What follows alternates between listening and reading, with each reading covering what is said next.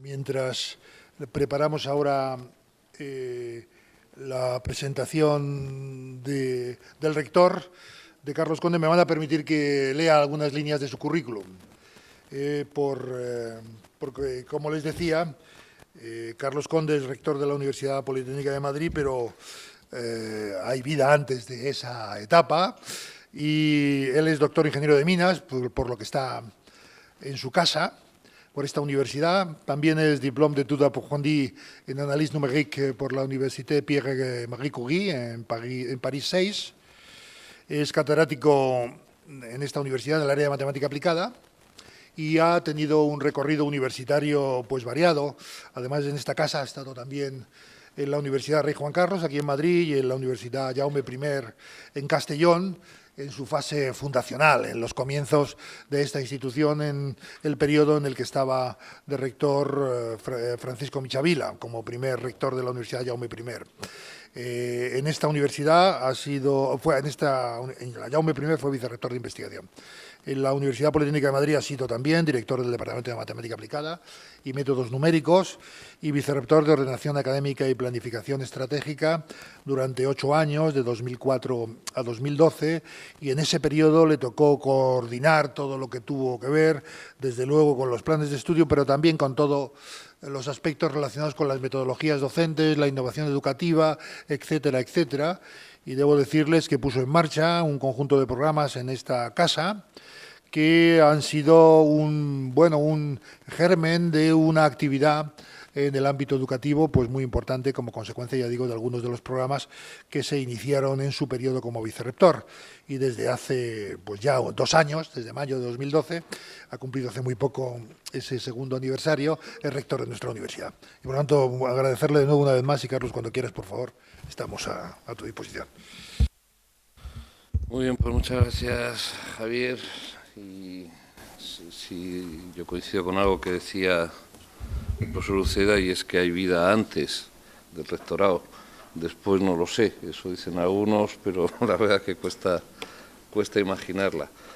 En todo caso, cuando Javier y el profesor Michavila me invitaban a participar hoy con ustedes en esta sesión, pues lo primero eran las ganas, la apetencia de salirse de la rutina diaria del rectorado y de aquellos líos y volver a algo que siempre me hizo disfrutar, que es hablar, debatir, reflexionar sobre los temas docentes en la universidad, y en ese sentido pues eso me movió a aceptar esa invitación que cortésmente me hacían. Pero justo a continuación, cuando hablaba con el profesor Uceda de las personas que van a participar, de los especialistas, como decía, en distintos temas, ya sea en metodologías docentes, ya sea en el uso de las TIC, de los dispositivos TIC,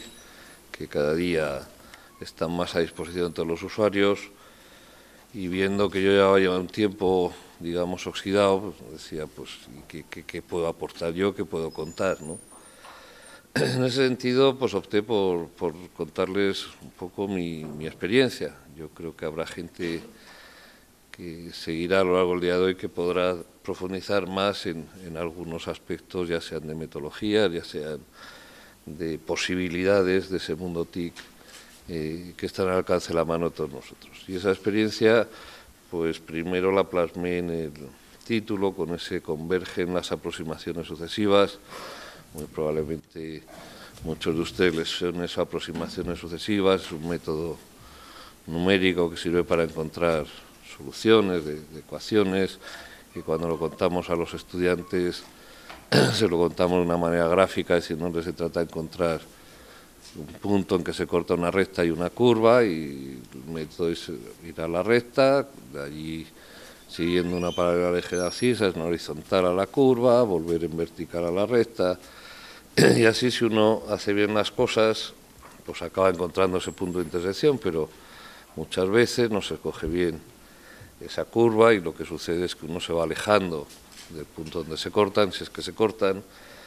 Y a mí esa imagen me viene muy a menudo cada vez que hablamos del uso de las TIC en el aprendizaje, en la enseñanza, pues creo que efectivamente hacemos esfuerzo, todos los profesores, todas las instituciones, pero que la tecnología avanza tan deprisa que siempre vamos como por detrás, nunca logramos alcanzar ese punto de usar bien las TIC, con excepciones que las hay, con profesores que las usan muy bien, que son los que nos van ilustrando, pero cuando uno piensa en el grueso de los profesores, pues por lo menos mi sensación es que hacemos lo que podemos, pero no acabamos de llegar en líneas generales a lo que debiéramos en ese aprovechamiento de las TIC.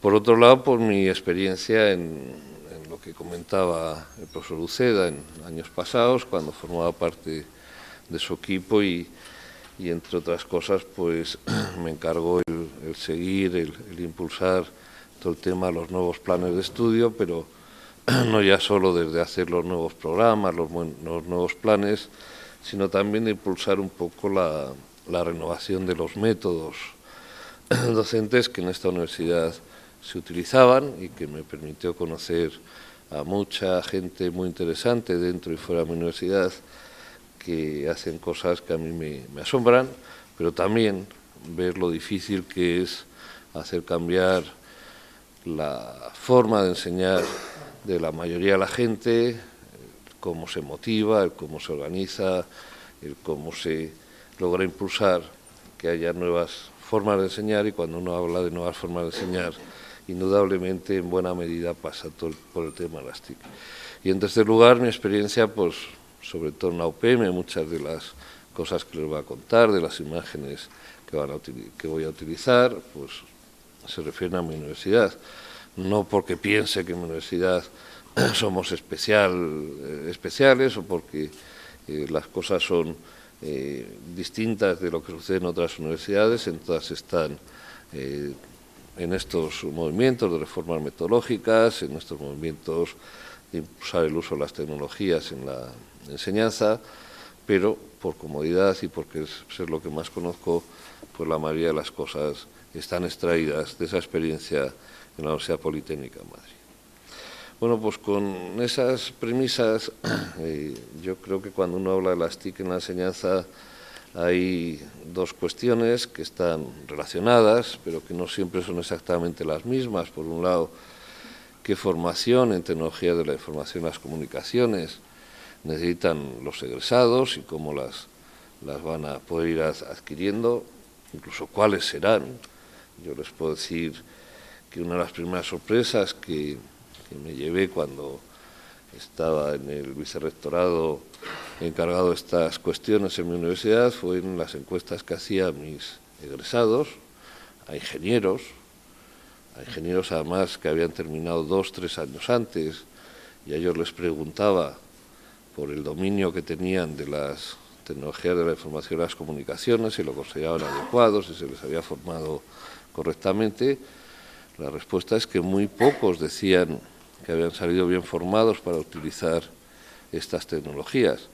Bien, es cierto que si uno se refería solo a los egresados en telecomunicación o en informática, la cosa cambiaba radicalmente, ¿no? Pero cuando preguntaba a ingenieros de otras ramas de ingeniería, pues no se crean ustedes que me decían que se sentían bien formados.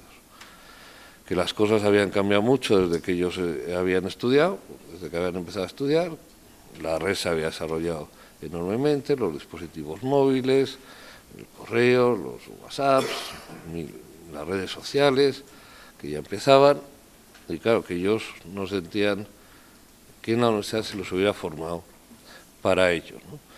Y eso en una universidad, insisto, tecnológica.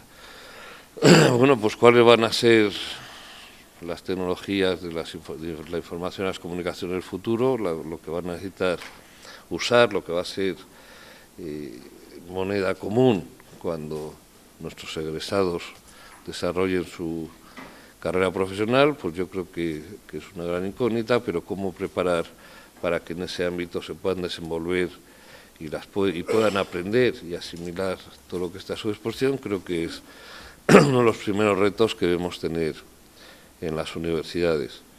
Y por otro lado, más allá de cómo adquirirán esas competencias TIC, cómo pueden ayudar estas tecnologías a que adquieran conocimientos ya de otras disciplinas, ya no propiamente del ámbito TIC, sino de la materia que sea matemática, sea electrónica, sea laboreo de minas, ya que estamos en esta escuela, sea de lo que sea, usamos bien las TIC. Los profesores sabemos usar las TIC para poder facilitar el aprendizaje de nuestros estudiantes, tenemos recursos suficientes para hacerlo, pues son preguntas que entenderán que a todo responsable de una institución universitaria pues le preocupan y le ocupan mucho de su tiempo, ¿no? En todo caso, las TIC, como les decía, están cambiando a velocidad vertiginosa, cada día hay nuevos dispositivos y eso es consecuencia además o es el origen de que estemos en una sociedad cada vez más cambiante. No se trata solo de cómo evolucionan las TIC. Yo leí hace unos años, en 2005, un libro que en su versión castellana se titulaba algo así como La Tierra es plana, y donde se nos hablaba de cómo estaba cambiando el mundo, precisamente por todas estas posibilidades que tenemos, como contaba el autor, pues en los hospitales en Estados Unidos, pues los médicos hacen la radiografía, pero no la analizan porque la están mandando a lugares del continente asiático, a Bangalore, si no me equivoco, decía el autor. Allí hay gente que las analiza, de tal forma que al día siguiente, a primera hora, el médico tiene todo analizado, todo procesado, se ha ganado tiempo, pero las cosas se han hecho en sitios muy diferentes, o como cuando uno hace una reserva a un restaurante, pues a lo mejor está hablando, yo qué sé, con Perú o con vaya hasta a saber dónde, y desde allí se le gestiona la reserva en el restaurante de su propia ciudad. En ese sentido, como se han derribado muchas barreras, se han reducido las distancias y el mundo se había hecho plano. Una cosa que sí decía este autor, cuando hacía una reseña de ese libro, y que creo que tenía mucha razón y que la sigue teniendo, es esto que les recojo aquí, y que venía a decir que ante esos cambios se necesita cambiar de inmediato y cambiar muy profundamente, que cada individuo va a tener que correr un poco más rápido si es que se quiere mejorar.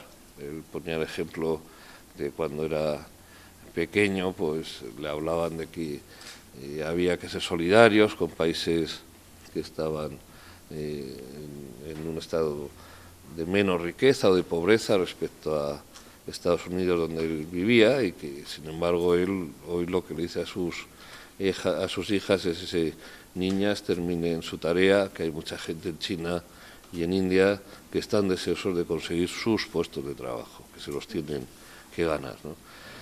Y acababa ese resumen que publicaba en el New York Times en 2005 diciendo algo que creo que también hoy es más verdad que nunca, que una crisis es una situación terrible como para desaprovecharla.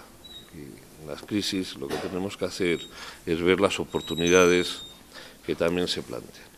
A mí esto, quedándome con algunas de esas frases, me recuerda algo que yo utilizaba mucho cuando en mi etapa de vicerrector tenía que hablar con grupos de profesores o con algunas escuelas para animarles a cambiar, y les recordaba ese principio de la Reina Roja, que probablemente muchos de ustedes conozcan, en el libro de Alicia al otro lado del espejo, cuando Alicia se pone a correr todo lo que puede y cuando está agotada y tiene que parar, se da cuenta que está exactamente en el mismo sitio del que había partido. Y le dice a la Reina Roja, es que tu país, reina, es un país muy raro, porque en el mío, cuando uno corre todo lo que puede, habitualmente va a otro sitio, ¿no? A lo que la Reina Roja le responde que no, que el raro es tu país. Aquí, si te quieres mover para ir a otro sitio, tienes que correr al menos el doble de todo lo que puedas correr, ¿no? Y yo creo que eso que nos decía el autor de ese libro, La Tierra es plana, Thomas Friedman, pues venía a recordar este principio de la Reina Roja, que en absoluto es nuevo, que tiene ya muchos años, y que es así. Uno tiene que moverse el doble de todo lo que pueda moverse, de todo lo que pueda correr si quiere a otro lado. Y el por qué es porque otros se están moviendo, porque las cosas están cambiando. Si uno se mueve a menor velocidad del cambio que se produce o a la misma, pues se acaba quedando en el mismo sitio. ¿Y qué quiere decir eso? Que cada individuo va a tener que correr un poco más rápido, en mi opinión. Pues en mi opinión lo que quiere decir es que, a diferencia de lo que sucedía cuando algunos de nosotros estudiábamos, pues ya no va a bastar con conocer bien los aspectos propios de cada disciplina, aunque es imprescindible conocerlos si uno quiere ser un buen profesional de dicha disciplina. Sería inimaginable, yo que sé, un cirujano que no sepa operar, pero ya con eso no basta, hay que conocer otras cosas, esas competencias transversales, esas competencias genéricas, esas habilidades cada vez son más necesarias. Si cuando uno piensa en eso, por lo menos cuando yo pensaba en aquello, siempre la pregunta era sí, pero ¿cuáles son esas competencias? Porque uno empieza a pensar, le sale enseguida un listado de decenas, de centenas, esto es inabordable. ¿Cuáles son las cosas que en las que uno debe formarse, en las que uno debe crecer y aprender? Y en todas ellas, pues las TIC yo creo que van a jugar un papel importante, como trataré de comentarles. Yo creo que las universidades lo que hemos hecho desde ese entonces, y yo creo que muy impulsado precisamente por la reforma de los planes de estudios y en esa implantación del espacio europeo de educación superior, en ese proceso de Bolonia, ha sido preguntarnos precisamente un poco esto. ¿Qué más, aparte de lo que es propio de cada disciplina, sería bueno que fuera conocido, que fueran habilidades de nuestros estudiantes cuando terminen sus estudios, y cómo podemos impulsar que eso se adquiera? Y tuvimos en los últimos 10 años numerosos estudios, numerosos informes que trataban precisamente de averiguar estas cosas: el proyecto Reflex, el proyecto Tuning, Universidad con Accenture editaba también informes sobre qué habilidades son las que tienen que tener los egresados de las universidades. A nivel de Madrid, la Fundación Universidad Empresa impulsaba el UE Converge, Proyecto Infoempleo, CHIRS y muchos otros, que muchos de nosotros pues desmenuzamos tratando de ver lo que opinaban especialistas en la materia a nivel general. Y además, en mi universidad, como en la mayoría de las universidades españolas, por no decir todas, pues realizamos nuestros propios estudios y, como decía antes, pues preguntamos también a nuestros egresados cómo se veían al cabo de unos años de haber terminado, y preguntamos a los empleadores. En las encuestas es en la que les decía antes que mis propios egresados me decían que había que mejorar las competencias con las que se terminaban los estudios en el ámbito de las tecnologías de la información y las comunicaciones. Todos los estudios, todos más o menos acaban diciendo cosas muy comunes, diferían en muy pocas, pero más o menos hablaban de cuestiones que sería bueno que conocieran los egresados. Y entre ellas, pues yo les resalto algunas, como era el mejorar las habilidades de comunicación, el mejorar y mucho las habilidades de negociación, el adquirir habilidades de liderazgo de equipos de trabajo, el mejorar las capacidades para coordinar. Esto no es de mis egresados, esto lo decía uno de estos estudios, el proyecto Reflex. Señalaba también que había que mejorar la formación en el uso de las TIC, en gestionar el tiempo, en la capacidad para innovar, en las habilidades para desarrollar procesos de marketing. Y esas cosas son las que, a juicio de quienes participaban en uno de estos proyectos, pues señalaban como cosas a imbuir a nuestros estudiantes. Es más, llegaban a medir las diferencias a nivel europeo entre los egresados, cómo salían formados en esas competencias, y lo que los empleadores requerían de esas competencias, o lo que los propios egresados creían que debían dominar esas competencias. Y en escalas de 1 a 7, pues señalar las diferencias en esa capacidad para hacerse entender. Pues había una diferencia casi 2 puntos sobre lo que sería necesario respecto a lo que habían aprendido, a lo que se habían formado, y así sucesivamente. Entonces había grandes diferencias que creo que tampoco es el caso de detallar. Otros los estudios que les citaba antes, el que hacía Universia con Accenture, pues llegaba a identificar también una serie de competencias, básicamente las mismas. Yo creo que no se verá bien en la pantalla, por eso se las pongo ahí más grandes: capacidad para analizar, capacidad para innovar, que ya salía en el otro, para gestionar, para negociar, para liderar, TIC. Una cosa que se aportaba interesante a este estudio era que trataba hasta de repartir responsabilidades. Decía, bueno, y esos son los distintos colorcitos que aparecen en la gráfica, la capacidad de TIC, por ejemplo. Esto es algo que se debe aprender en la empresa, en la universidad, o esto es algo que se debe aprender en el sistema educativo previo, o esto es algo que debe ser la empresa quien se lo enseñe al egresado una vez que ha terminado sus estudios, o esto es la familia, o esto, quién es responsable de que esta competencia se adquiera. Y bueno, independientemente del peso que asignase a unos u otros, pues en ese estudio quedaba claro que la universidad también tenía un importante papel a desarrollar en el ámbito de las TIC, pero también de muchas otras competencias que con las TIC pueden ser más fácilmente adquiridas.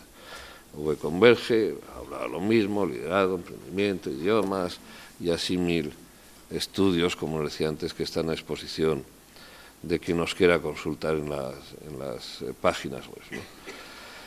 En resumidas cuentas, esos estudios llevan a la opinión de que los egresados deben formarse bien en el uso de las tecnologías, las informaciones y las comunicaciones, que la universidad ahí debía hacer esfuerzos y planes para que esa formación fuese bastante mejor de la que hasta entonces había, y esto tanto en el ámbito europeo como en el ámbito español, como en el ámbito de mi propia universidad, concluíamos que era así.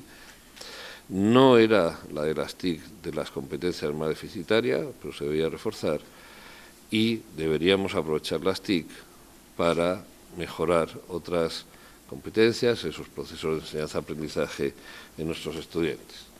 Hasta ahí esa fase de tratar de averiguar qué competencias queríamos impulsar en mi universidad, pero les digo que procesos similares me consta que se han llevado a cabo en todos lados, y ahora venía la fase de cómo hacerlo, cómo impulsarlo, sí, modificando planes, pero esto no es cuestión solo de planes de estudio, esto es cuestión de métodos, ¿no? Lo estamos impulsando antes de entrar en cómo intentamos hacerlo en mi universidad. Pues primero, recursos. ¿Tenemos recursos materiales o no tenemos? La CRUE hace periódicamente, todos los años, un estudio a través de la sectorial Universitic, que presidía anteriormente el profesor Uceda, y Farao Llorens también estaba de secretario en la sectorial de TIC de la CRUE, y se hacen estos estudios donde nos vienen a decir cómo están las universidades de algunos recursos, ¿no? En concreto, ese estudio, en el último que se presentaba recientemente, pues habla de si disponen las universidades o no de distintos tipos de aulas, las que ellos llaman básicas en la sectorial, que es tener todos los puestos conectados a red y un proyector multimedia. Pues ahí no estamos, yo creo que mal, se puede mejorar, pero más de 2 de cada 3 aulas universitarias en estos momentos disponen de esa conexión y de un proyector. Pero a partir de ahí se empieza a hablar de aulas de tecnología de la información ya más avanzadas, las que llaman tipo 1, tipo 2, tipo 3. Tipo 1 es como la anterior, pero con una pizarra digital. Cuando uno mira ya esa disponibilidad de pizarras digitales en nuestras aulas, ya pasamos a que no llega a un 10% las aulas que están dotadas de ese recurso. Cuando uno aprieta un poco más las tuercas y dice, bueno, con posibilidad de grabar para poder difundir la clase, ya estamos en menos de 1 de cada 16, y cuando va a la de tipo 3, que es pizarra red propia más esa posibilidad de grabar y distribuir y retransmitir, pues ya estamos en un porcentaje muy bajo. Yo no creo que necesitemos muchas más, porque no en todas las actividades docentes se está grabando, distribuyendo las cosas en directo a medida que se imparten las clases, pero quizás sí haya que mejorar todavía un poquito más.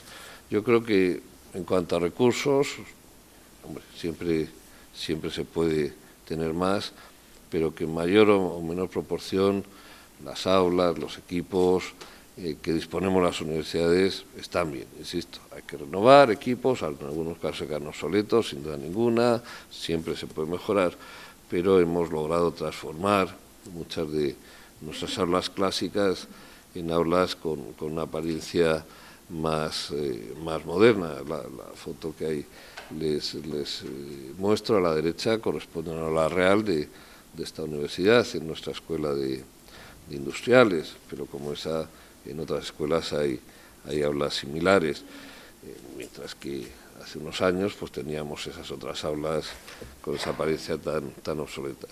Tenemos aulas informáticas y, lo que es más importante, tenemos aulas informatizadas en mayor o menor grado, pero en todo caso informatizadas. Tenemos aulas, salas de grabación, salas de videoconferencia que se pueden utilizar.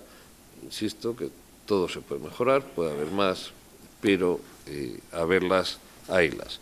Hemos logrado pasar de esas aulas decimonónicas a aulas con un look más modernito, a lograr poner proyectores yo creo que prácticamente en todas ellas, en ocasiones o al principio proyectores que interrumpían la visión, pero que luego ya se pudieron colgar o ubicar en sitios menos molestos para que enseguida tener pantallas de televisión, a tener aulas que yo creo que son más modernas.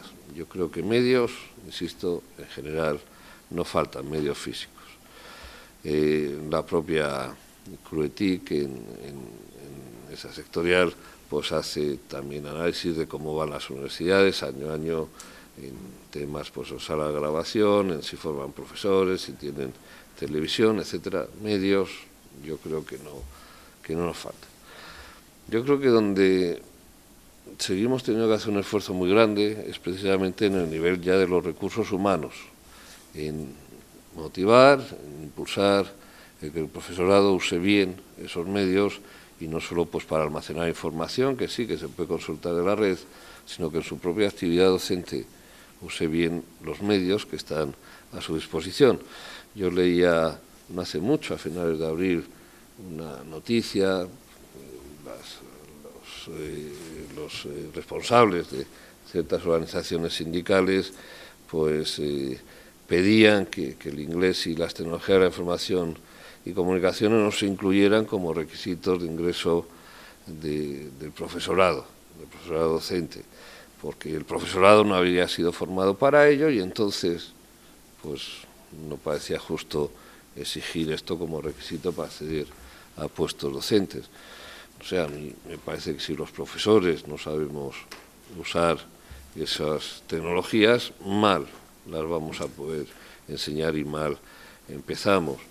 El propio informe que hace la CRUE habla del uso, ¿no?, que se hace por parte de los profesores de estos recursos. Se nos dice que 9 de cada 10 profesores usan la plataforma virtual de sustitución, que el 92% también la usan sobre todo para acceder a apuntes, a material de clase, unos para ponerlo, otros para consultarlo, y que hay un 6,5% de titulaciones que son totalmente no presenciales, porcentaje que desciende en casi 2 puntos cuando uno quita a la UNED y a las universidades a distancia, que obviamente tienen mayor número de titulaciones. Y ese es el estado en que se nos dice por parte de la sectorial de la CRUE, la Conferencia de Rectores, que están las universidades. Y es cierto, en todas las universidades, los campus virtuales, las plataformas institucionales, yo creo que en los últimos años han tenido un desarrollo muy notable a través de distintas instituciones, plataformas educativas, etcétera, que todas las universidades más o menos tenemos. Todas las universidades hemos ido a publicar nuestras cositas, nuestros apuntes de los profesores, ya sea en el campus virtual con carácter más cerrado, ya sea en abierto, como imágenes del Open Courseware, de algunas asignaturas en la universidad, pero son muchas las que están publicando el material en abierto para que lo consulte quien quiera. Pero pese a todo, yo creo que no llegamos. Hay otro informe que probablemente muchos de ustedes conocen, que se hizo dentro de ese programa Estudio de Análisis que fomenta el Ministerio de Educación allá por el año 2010, que fue coordinado por una profesora de la Universidad de Murcia, por la profesora Prendes Espinosa, y que dice cosas que yo creo que son también interesantes y que habría que atender. Desde 2010 han transcurrido 4 años, pero yo creo que muchas de las cosas que dice son interesantes. Para empezar, habla de las competencias informáticas que tiene el profesorado, si están bien, si son suficientes o no. Esas competencias informáticas pues las clasifican las relativas a conocer el ordenador y sus periféricos, las partes más comunes, las partes principales, a identificar, entender las componentes, las relativas a los programas, si se saben los profesores instalar, configurar las aplicaciones de ofimática, de correo electrónico, de navegación, el antivirus, o si no se puede, o si no lo saben hacer. En tercer lugar, las relativas a comunicación a través de la red Internet, si se conocen los recursos que están disponibles, si se sabe buscar y navegar eficazmente por parte del profesorado universitario a través de la red. Y bueno, y nos dice, en base a una encuesta que realizaron en el marco de este estudio, pues algunas conclusiones. La primera, lo que ya nos decía la CRUE, que es cierto que la mayoría del profesorado publica su material didáctico en la web de su institución, pero añade que la mayoría lo hace en entornos de acceso restringido, solo para sus estudiantes. No se publica en abierto, o se publica muy poco en abierto a través de los medios electrónicos disponibles. Cuestiones como las que les comentaba antes del Open Courseware, que yo creo que muchas universidades participan ya en él a nivel mundial y en concreto a nivel español, el uso de las licencias de propiedad como la Creative Commons y similares se usan relativamente poco, se nos dice en ese estudio, por parte del profesorado. Y sí, es cierto que el uso de estas herramientas en abierto en los últimos momentos está causando algunos problemillas a las instituciones que lo hacen por aquello de la sociedad esta Cedro, que anda reclamando derechos de propiedad a las universidades en plan antigua SGAE, y veremos en qué acaban, pero en todo caso yo creo que deberíamos fomentarlo mucho más. Esa publicación en abierto, pues publicar en abierto exige unos niveles de calidad, lo que se publica, que yo creo que son mayores que cuando uno lo hace en la intimidad de para mis alumnos y solo para ellos. Nos dice ese estudio también que la mayoría del profesorado entienden que la universidad es una institución presencial y que eso además, y estamos hablando de 2010, es algo que inevitable y necesariamente va a seguir así mucho tiempo. La universidad es presencial. Bueno, yo creo que desde entonces han aparecido en el panorama internacional muchas cosas que a mi modo de ver hace que esa opinión que mayoritariamente tienen los profesores, por lo menos en mi caso, no sea compartida. Ahí están los MOOC, que tan en boga están en estos días y de los que seguro que a lo largo de la jornada de hoy hay ocasión de hablar, el Miriada X que promueve Universia, o los más conocidos a nivel internacional como edX, Coursera o Udacity, que tienen resultados espectaculares en lo que se refiere a Miriada X, y tiene un tiempo de vida muy corto de apenas un año largo. Pues ya hay 121 cursos, hay 28 universidades de la red de Universia que están participando, de 6 países distintos, en los cursos que ha desarrollado. Ha habido 513.500 inscritos, 71.600 de ellos han finalizado los cursos en que empezaron. Yo creo que hay una realidad que desde luego va a ir a más y que va a dejar obsoleto en muy poco tiempo eso de que la universidad es una institución presencial e inevitable y necesariamente va a seguir así mucho tiempo. Hay otra realidad ahí a la que tenemos también que prestar atención y sí, hay cada vez más profesores que están participando de ese movimiento en las universidades españolas, pero yo creo que aún son muy pocos. Se nos dice que sí, que el profesorado, se nos dice en ese estudio, realiza tutorías virtuales, pero que la evaluación usando tecnología de información y comunicaciones, que no se ve, que esto de usar ordenadores, móviles, en los sistemas de evaluación es muy seguro, que a ver si va a hacer el examen otro, etcétera. Yo cuando me dicen estas cosas, reconociendo la dificultad que yo tiene, recuerdo cuando yo entré en la universidad, yo vine sabiendo utilizar la regla de cálculo, y empezaban a aparecer las calculadoras, pero no se crean que nos dejaban usarlo en la mayoría de los exámenes, porque quien llevaba calculadora tenía ventaja frente al que tenía que hacerlo con la regla de cálculo, con lo cual, a pesar de que eso ya estaba más o menos disponible, pasó un tiempo en el que no lo podíamos usar. Entonces, las calculadoras, las primeras, aparecieron calculadoras más modernas, programables. Las calculadoras programables no, las que suman, restan, dividen, sí.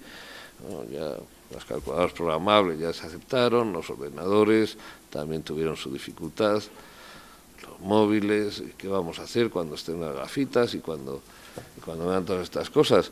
Yo creo que tenemos una tecnología a disposición nuestra que usamos habitualmente en nuestra vida diaria y lo que tenemos que hacer es ver, aprender cómo usarla también en los procesos de evaluación. Hay quien dice que la evaluación es lo que guía los procesos de aprendizaje. Cuando el típico profesor llega al primer día de clase y presenta la asignatura y este es el temario y esto es lo que vamos a hacer, el alumno lo que le pregunta es ¿y cómo vas a evaluar? Y si tiene algún repetidor al lado, ¿y este qué preguntan los exámenes? ¿Y qué hacen las pruebas? Y con eso orientan mucho el aprendizaje. Pues si eso es cierto, si la evaluación orienta el aprendizaje de nuestros estudiantes, ¿por qué despreciamos toda esa tecnología a nuestro alcance en lugar de buscar formas de utilizarla también en esa evaluación? Se nos dice en esos estudios que el 71% de los jóvenes están en redes sociales y cuando hablamos de jóvenes de menos de 17 años es el 85%, pero la mayoría del profesorado huye de las redes sociales, no las usa. Yo creo que ahí tenemos una disfunción y un margen de mejora también muy grande, así como buscadores de campus virtuales y demás.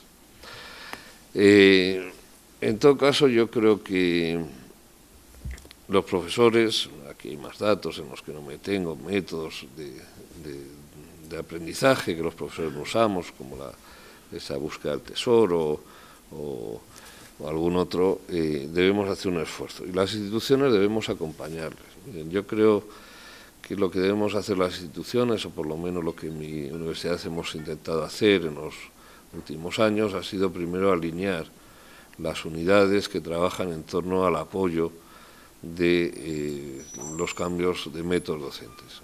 El GATE, que hoy está retransmitiendo esta sesión, pero que es el gabinete de teleeducación probablemente los más antiguos de España, y donde hay profesionales que ayudan a los profesores en el uso de plataformas, en el uso de todo lo que son las tecnologías de la información. Pero junto al Servicio de Innovación Educativa, al propio Instituto de Ciencia de la Educación, al Observatorio Académico. Y no se crean que esto es fácil, porque muchas veces se canta con voces y con ritmos muy distintos y luego se produce mucho ruido, cada uno tirando en líneas distintas. Si eso se logra alinear, las unidades que intervienen en torno al apoyo al cambio de docencia, viene un problema probablemente más grave, más serio, que es cómo implicar a los profesores en el cambio. Como decir, mira, es que tienes que cambiar y convencerles de ello. nosotros lo hicimos a través de grupos de innovación, de proyectos de innovación educativa, con premios a las mejores actividades docentes, sacando proyectos, tratando de fomentar ese cambio a través de ciertos apoyos, proyectos que eran evaluados de forma similar a cómo se hace en investigación.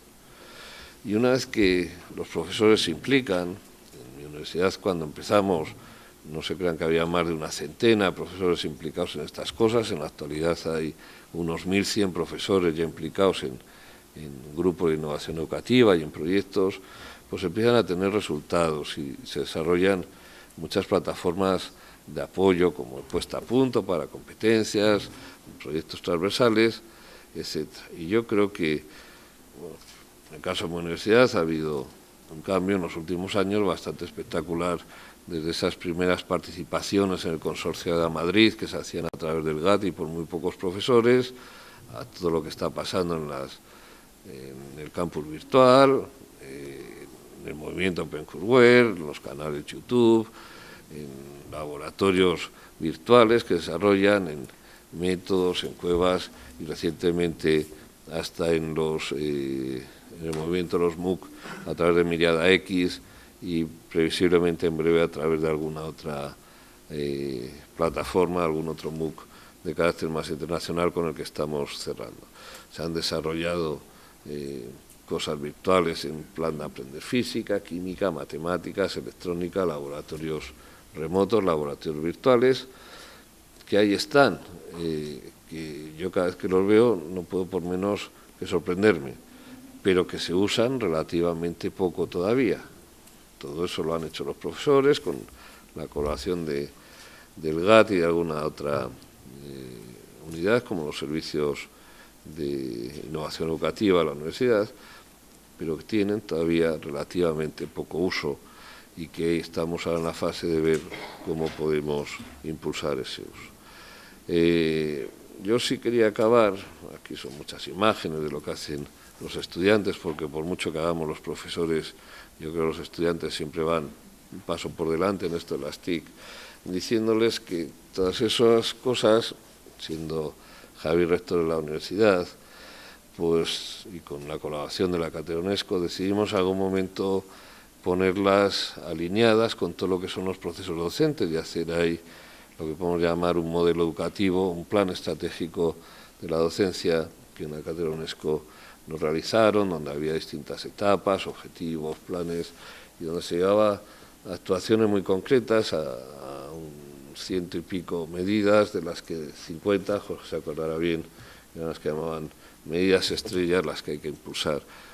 Y muchas de ellas están ahí contempladas en ese plan y se están desarrollando pese a la escasez de medios con que nos encontramos por los recortes que todas las universidades sufrimos, y estamos intentando desarrollarlas porque tienen que ver con las TIC, tienen que ver con el aprendizaje, plataformas electrónicas para coordinación académica preuniversitaria, pues en estos momentos estamos lanzando con una serie de colegios e institutos, de momento en la región de Madrid, pero que queremos ampliar a otras autonomías y con otras universidades, como la Politécnica de Valencia, con la que estamos en conversaciones, plataformas electrónicas preuniversitarias para informar, para difundir la tecnología a nuestros estudiantes, plataformas electrónicas para buscar alojamiento, vivienda, el portal web Primer Día de la Universidad, la plataforma electrónica de evaluación académica de estudiantes y un montón de ellas, que sería muy largo detallarles, pero que forman todo un conjunto, todo un modelo educativo, que insisto, se hizo hace unos años, bajo la dirección del profesor Uceda en la universidad, y que queremos seguir desarrollando en esta nueva etapa, coordinando lo que son TIC, el proceso de aprendizaje, con todo lo que es la metodología educativa, los métodos docentes en la universidad. Lo tienen también en la web el modelo educativo para quien lo quiera utilizar. Acabamos en un momento. Para finalizar, simplemente quería terminar con esto que leía hace poco, un artículo de Julio Laje en el Correo de Andalucía, y que titulaba él como "Busquemos las Indias, descubramos las Américas, el poder del capital humano". pues diciendo que lo esencial desde mi punto de vista es el capital humano, implicar a profesores, implicar a estudiantes en ese proceso de aprendizaje apoyado en las TIC, y que aunque nos equivoquemos a veces, yo creo que lo importante es intentarlo, y que seguro que buscando la India, como le pasó a Colón, descubrimos América. Y nada más, muchas gracias por su atención y devuelvo la palabra al profesor Uceda.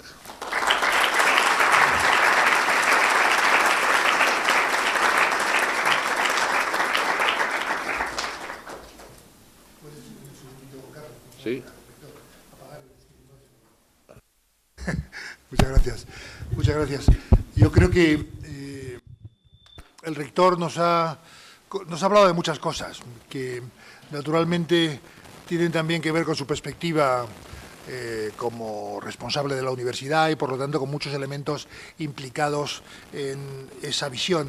Pero yo me ha parecido entrever en el propio título y en el desarrollo una conclusión, lo digo antes de abrir el debate, y es que al menos el título, al hablar de aproximaciones sucesivas y al hablar de convergencia, ve el problema como eso, como algo en que el sistema evoluciona paso a paso y por tanto descarta que se vaya a producir algo, un punto singular, un cambio revolucionario que nos obligue a los que venimos haciendo las cosas por aproximaciones sucesivas a una transformación radical. Y lo digo como un elemento para el debate. ¿Esto es así o, por el contrario, se está produciendo algo mucho más radical que hace que las aproximaciones sucesivas no solo no converjan, sino que no converjan nunca? No ahora, sino nunca. Bueno, esto lo digo para el debate, no digo que sea así. Abrimos un turno, tanto aquí como luego posibles preguntas que puedan venir a través de la red. ¿Alguien quiere levantar la mano y ser el primero?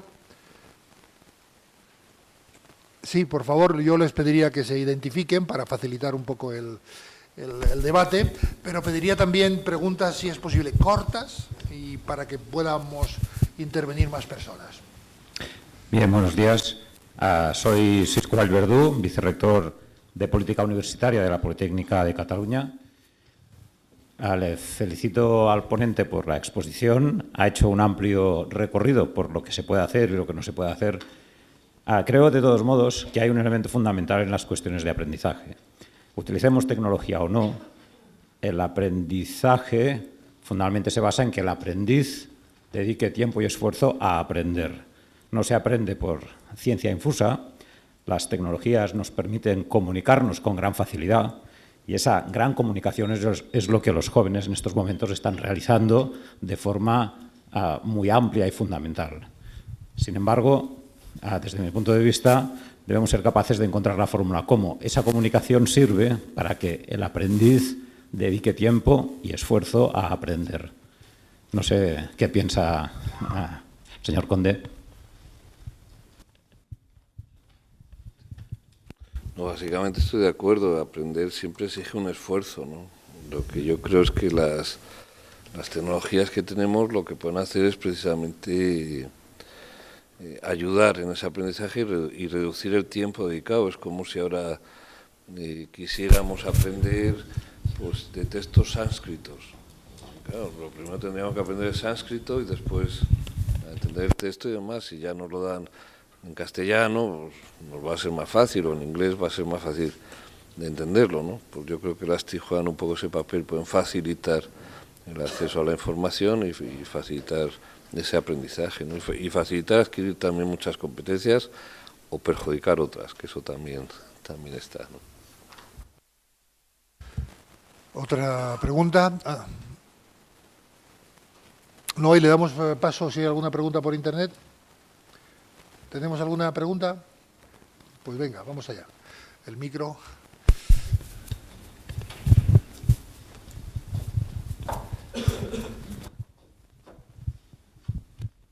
Tenemos varias preguntas, voy a decir las dos más importantes. La primera sería, ¿cuáles son los principales retos de la Politécnica en relación a las TIC y el aprendizaje? ¿Qué aspectos crees que son ahora mismo prioritarios? Y la segunda, si es más barata la enseñanza digital que la tradicional, en términos de materiales, impresión, alcance de la enseñanza. Si es así, ¿por qué no se fomenta más? Gracias. Muy bien.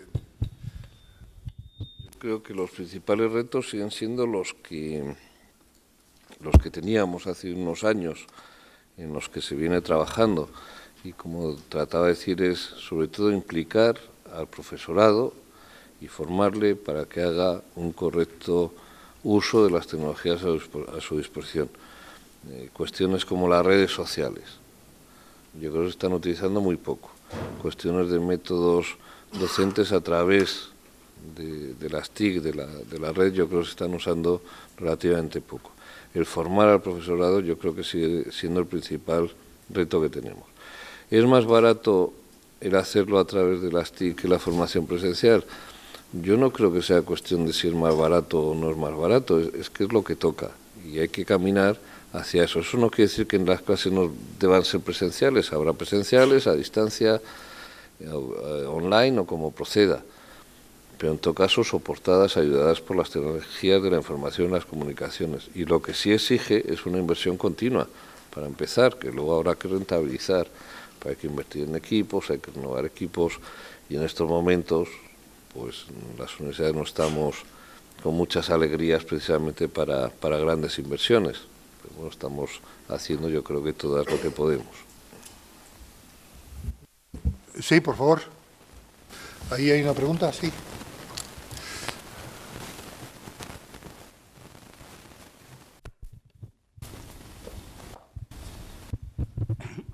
Buenos días. Señor Conde, ante todo quiero agradecerles a usted y a todos el poder participar en algo en lo que hay una serie de personalidades académicas importantes de las cuales podemos recibir un feedback estupendo. Además, decisoras. Mi orientación sobre su conferencia va, entre otros puntos, por lo siguiente. Flota en la conferencia la pregunta, ¿debe la Politécnica o la universidad en general virtualmente acercarse, desarrollar las técnicas de comunicación virtuales?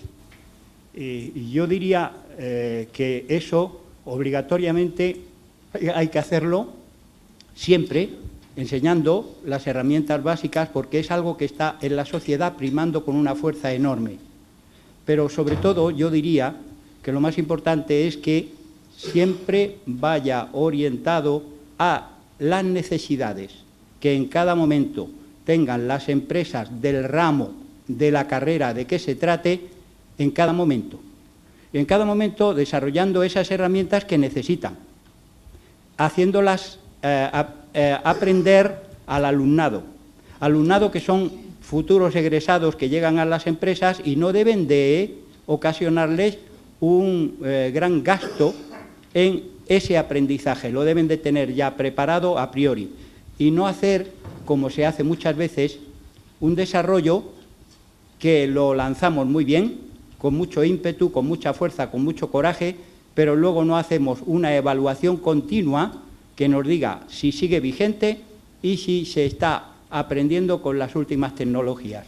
Muchas gracias. Muy bien, pues vamos a ver. Yo creo que efectivamente las cosas hay que seguirlas, ¿no? La formación de los egresados, yo le puedo decir que nosotros egresamos a nuestros egresados 3 años después de acabar, lo hacemos a los 10, y tenemos intención de hacerlo, todavía no lo hemos hecho a los 20, 25 años.